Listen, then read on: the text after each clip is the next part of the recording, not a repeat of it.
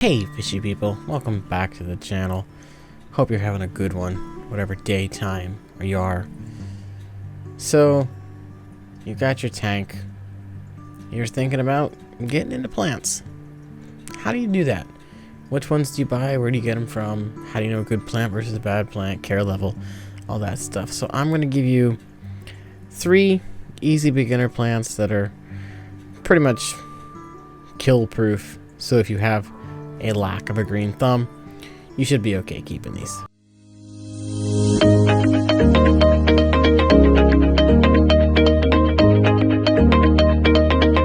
Alright, so for this first plant, it's going to be a rhizome plant.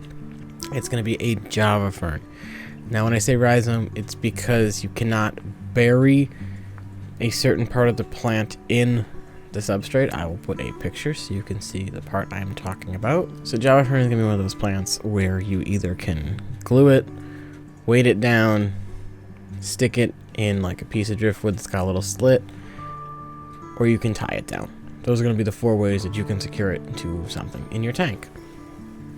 This is a super low maintenance plant. It's good in almost all light. It almost prefers low to medium light better.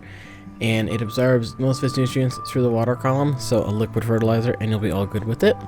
And the cool thing about it is it'll also produce little baby plants.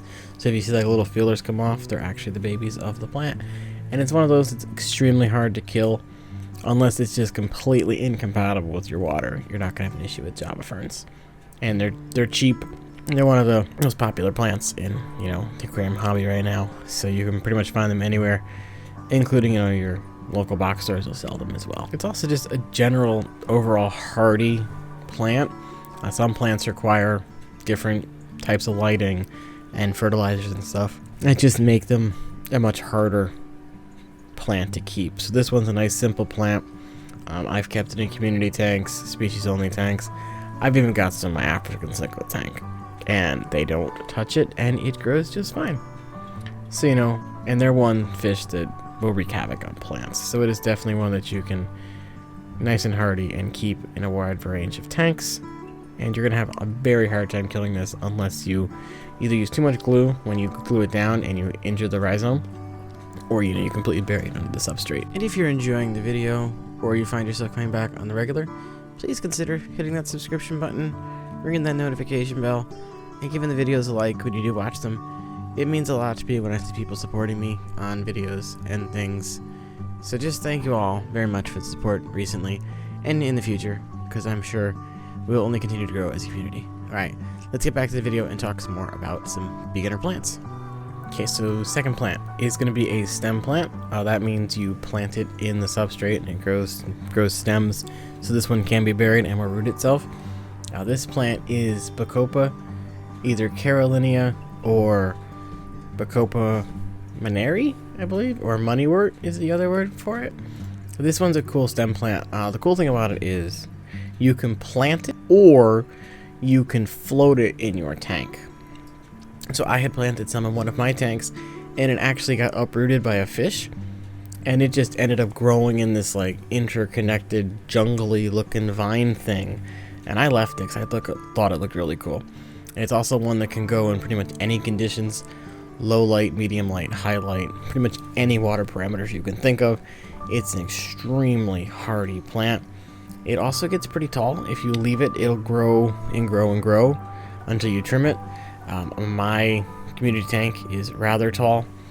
I believe it's 30 inches tall, and it'll grow all the way to the top and poke out, so I gotta trim it down. You can keep it trimmed, you don't have to keep it trimmed. It's up to you if you want to just go wild. I have one tank where I haven't cut it at all, and it's just doing like a snaky thing around the tank. So definitely any type of Bacopa is going to be a nice hardy plant if you want to try stem plants. I definitely put it in the back of your tank though, because it will get very tall and overshadow other things. But again, super easy. Fertilizer, root tabs if you need them, but it'll pretty much grow in any kind of tank you can put it in. I just wouldn't put it with cichlids or African cichlids because they'll probably eat it. And my number one favorite brain dead easy plant is going to be Anubias. Now Anubias comes in multiple shapes and names and colors. You've got, Anubias Cophelia, which, gets like a a bronzy color. You got Anubias gold coin, which is a more, you know, rounded leaf. You've got Anubias Petite, which is just your standard Anubias. Nice broad arrow-shaped leaf there. Anubias Nana. It's a smaller version of Anubias Petite, so it just doesn't get as big, but it still looks stunning. The leaves don't get as green. It's like a lighter green color. And then the other one that I would say is Anubias Nagini. I personally like this one. It's a hybrid between two other kinds of Anubias. Not 100% positive on which ones, but it is a more elongated, kind of like narrow leaf. I'll put pictures of all these up as we go. So Anubias, another rhizome plant. The only thing you gotta watch out for is they can be a little temperamental with temperature. So if you're buying these in the summer and it's extremely hot out, you're gonna want to get these inside right away, because if it gets too hot, it'll actually damage the rhizome and cause what's called Anubias rot, which is that the plant will slowly melt and just get really brown and nasty. And it is also contagious, so you gotta pull it out right away. But other than that, this is another hardy plant, just like the other two. You can pretty much grow it in anything.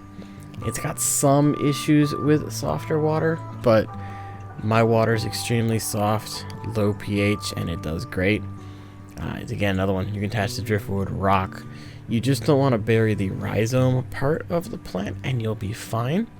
And it does actually grow little roots that will root itself into substrate. So the roots can go in, but you just can't bury the rhizome. And again, it's an easy plant, extremely hard to kill. Give it a liquid fert once a week and you'll be extremely happy. You can put them everywhere, fill your tank up with them. They're a slow growing plant as well, but they will continue to get longer. The rhizome will grow. They're easy to propagate. So yeah, Anubias, any Anubias really. The only Anubias I'd probably steer you away from is just the Anubias Nana Petite. It's an extremely small plant. That one is extremely slow to propagate, and unless you want to spend an absorbent amount of money to cover something in it, it's going to take forever to cover. So if you see someone that's got a bunch of it, they've either been working on it for a long time or they bought a bunch of it. So yeah, those are my 3 plants that I would say if you want to get into plants and you don't want to, you know, run the risk of losing them, go with the Java Fern. Just go with your standard Java Fern, not the Windallow or any of the other ones.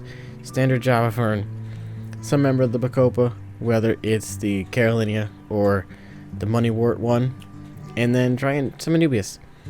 The Anubias is your best bet if you're brand new to keeping plants and you just want to try a brain dead plant that can pretty much be stuck in any crevice and will grow fine. They do tend to prefer a lower light, but they've also grown in. So if you have a high light, they will still grow. You just don't need to give them as much light. So instead of, you know, 6 to 8 hours of a medium to low light, they can get away with 4 to 5 of a high light and they will do fine. I've actually accidentally burnt an Anubias once. When I went to an event, I forgot to turn my light off. So it was a low light, but it was on for, you know, 5 days. And when I got home, the plant was completely yellow. The rhizome was not destroyed though, so it's actually growing back. I will actually show you guys that here. It is in one of my 5-gallon tanks, and this LED light only has 2 diodes on it. And the leaves all died off, and it is now growing back, as you can see. So yeah, those are definitely my 3 easiest plants for new keepers that want to try plants. So there you have it. Those are my 3 choices for people that are wanting to delve into the realm of keeping plants in their aquariums. Now, I am by no means an expert in plants. These are plants that I've personally kept, so I know they're easy because I don't want to go through the craziness of aquascaping a tank with the constant maintenance and trimming, so I can keep them and not kill them, so you can keep them and not kill them, and it'll boost your confidence if you try these out, because they're going to make your tank look 10 times better, and they're going to give you some different dimension to it. So I hope you enjoyed the video. Please remember to like, subscribe, leave a comment down below, and I will see you guys in the next video.